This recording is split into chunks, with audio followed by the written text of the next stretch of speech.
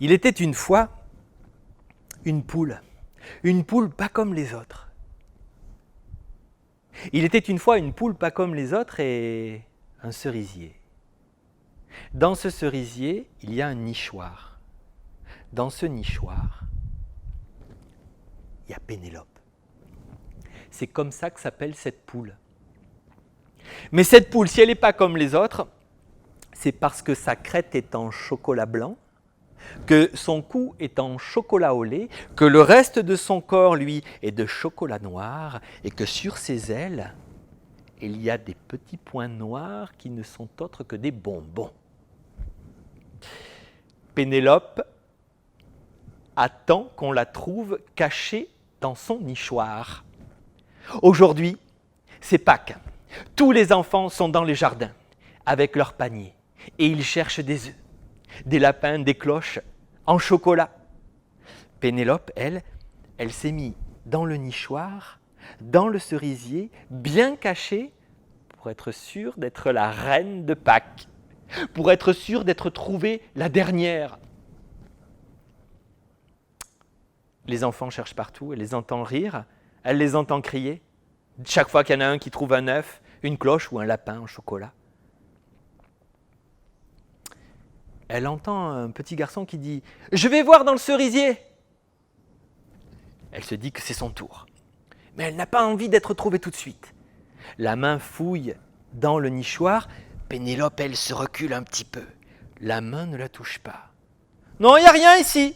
Et le garçon s'en va. Pénélope est contente. Elle est sûre qu'elle sera la dernière à être trouvée. Le temps passe, mais Pénélope n'entend plus les rires des enfants, ni leurs cris. Alors, elle passe la tête en dehors du nichoir et elle ne les voit plus. Le soleil est en train de se coucher. La lumière de la cuisine s'est allumée.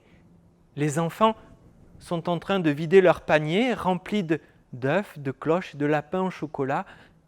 Mais ils n'ont pas trouvé Pénélope. Et moi, vous m'avez oublié ? Mais les enfants ne l'entendent pas. Ils partagent tous leurs trésors d'œufs en chocolat qu'ils ont trouvés. Et Pénélope reste là, toute seule, dans son nichoir. Le lendemain, Pénélope appelle les enfants, mais elle ne le voit pas. Elle ne les voit pas. Et eux non plus ne la voient pas. Le temps passe. Il fait de plus en plus chaud. Pénélope n'a toujours pas été trouvée. Son chocolat commence à fondre. Elle est beaucoup moins jolie. Et un matin, elle se réveille et c'est extraordinaire. Parce que sur les plumes en chocolat fondu sont venues se coller toutes les fleurs du cerisier. Un coup de vent les a amenées et les a plaquées contre son chocolat fondu et les a collées. Pénélope est devenue une plume de fleurs de cerisier, une poule en fleurs de cerisier. Elle se trouve tellement belle, elle ne se reconnaît pas.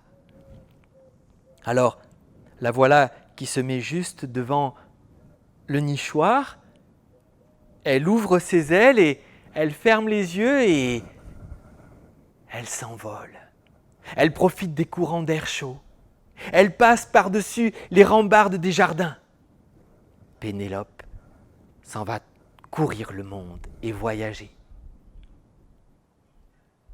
De temps en temps, elle va se poser dans un poirier, lui aussi fleuri, et elle se refait ses plumes de fleurs. D'autres fois, c'est dans un pommier.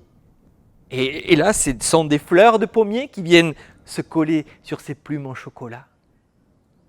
Et ainsi, Pénélope va de jardin en jardin. La nuit, elle se cache bien elle reste au frais.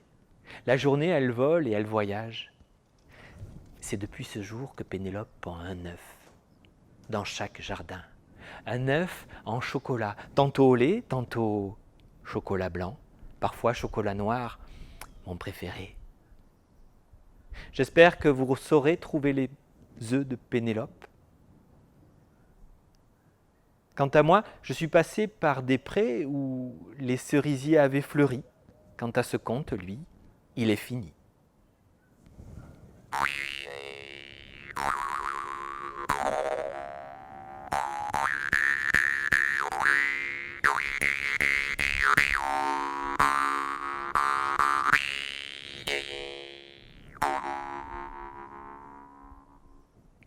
Merci d'avoir bien écouté.